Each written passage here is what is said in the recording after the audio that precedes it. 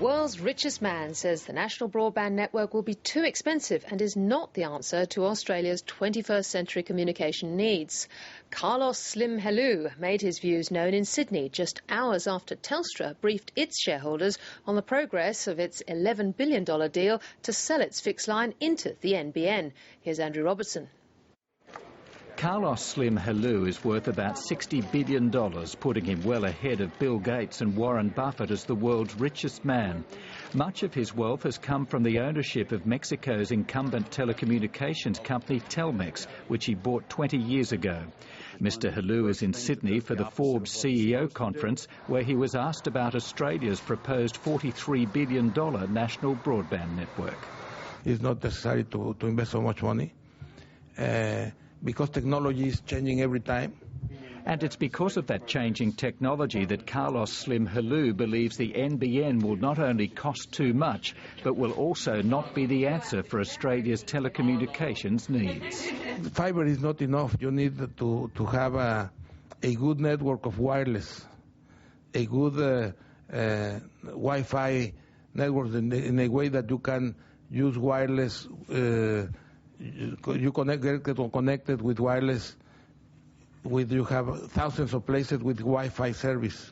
However, there are those who believe the world's richest man has spoken out without really understanding the Australian situation. The NBN plans are clearly going to involve some component of wireless to deliver things to places where it's hard to get cable. In the meantime, though, the cable can be continually upgraded because it's fibre optic. You can pump higher densities of light down those fibres, and that is a well-worn path of upgrade. So, you know, it's a difficult call perhaps, but I'm not sure that I agree with him. A few city blocks away at Telstra's annual investor briefing, Chief Executive David Thodey was also focusing on the national broadband network and specifically the $11 billion deal he's negotiating to sell Telstra's fixed line network. I can't let this company be totally transfixed with NBN. I've got to get on and manage this company to the outcome. He's also managing shareholders who are pleased to hear Telstra will maintain its 28 cents a share annual dividend for this year. Next year, though, could be a different story. If their strategy succeeds and they turn the cash flow back to a rising curve, then obviously they will be able to cover that in the future.